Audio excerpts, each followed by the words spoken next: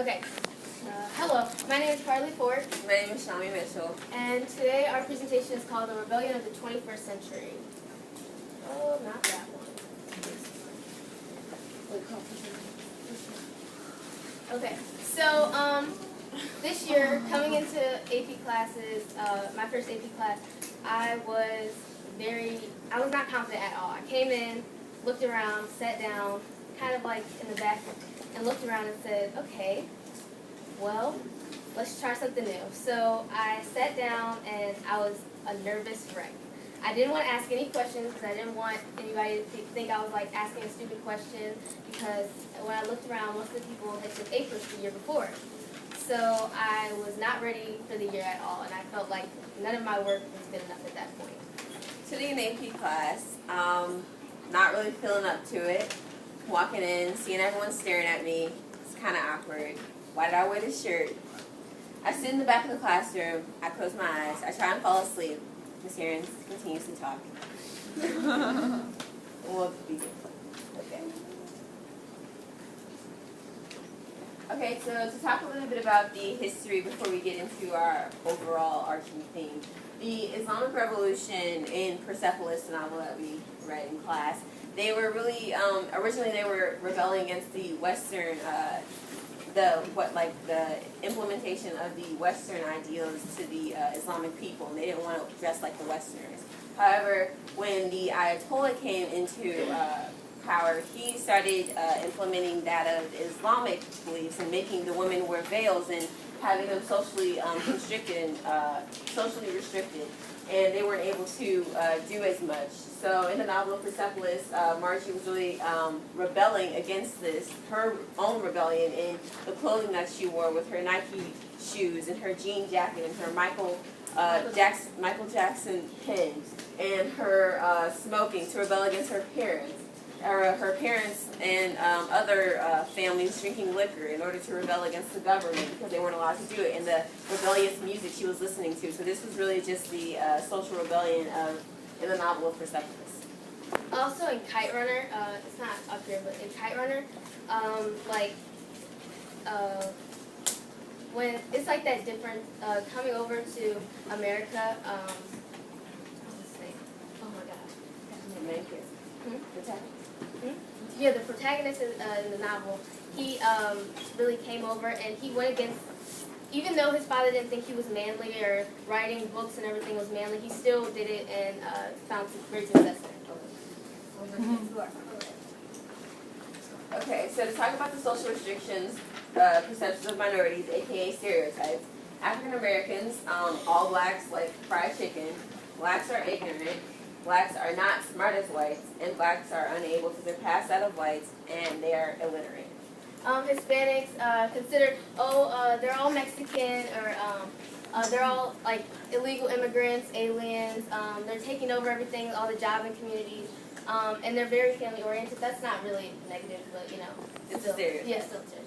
So in the novel of Persepolis, the stereotype that we saw in here in American culture is that all Iranians are terrorists. So basically what all these are saying is our society is like very judgmental, and this goes into like when future generations grow up, they all seem to believe like these stereotypes and go along with it and seem to not get out of that box. To talk about a little bit about social restrictions, it's mainly in that of the African American males, in that they feel that the only way to make it in life is that by becoming a rapper or a basketball player, and not by becoming that of a doctor or a lawyer or a teacher, some type of health assistant. So they really think that in reality, the only way to get to that whole happiness is through those careers and not the main. But just to break through some stereotypes, actually, Indian Americans earn double the national figure, roughly around $90,000 per year in a median household versus $50,000 a year. Jews are only populate 2% of the population, but in the U.S. account for 1/3 of the current Supreme Court, 2/3 of the Tony Award-winning lyricists and composers. Also, United States-born Cuban children whose parents are exiles and come here like very poor were twice as likely as non-Hispanic whites to earn over $50,000 a year. And also to talk about some of the African American attributes, like with African Americans nationally, the number of African Americans passing AP tests has increased by 11.1%, and that's nationally. And the number of Hispanics passing the AP test has increased by 13.3%. And in Ohio, the number of African Americans actually taking an AP course has increased by 17.2%, and the number of Hispanics taking an AP course has increased by that of 19.9%. So that just goes to show how we're changing, we're making progress. Okay, so yeah, we have a video. So here we go. So we asked Ms. McGovern and Mr. McIntyre, the scholar advisors, this question: why is there a lack of minorities in AP classes? Part of an educational environment, and I think they lack confidence in their ability. I think that's another reason why they were not doing as well as they should have been. Also think that they, as I said, don't see themselves as achievers. Here I am in the 9th grade, I'm sitting in the 9th grade English class, and I'm not following, or I'm not really at this point caught up to a point where I'm still maintaining what everyone else is doing. Then I'm falling behind. Now I'm falling behind, and now I need to actually have the discipline to be ready to get caught up in the 9th grade. So I'm here to have a perception of the English literature classes that puts the English literature classes out of their reach. Okay, so that was basically the response to this question. And then we just interviewed Isis, and we asked her why does she not take AP classes, and this is her answer. Why don't you take AP classes? Because I just don't try that hard. I'm not trying to work as hard as it is.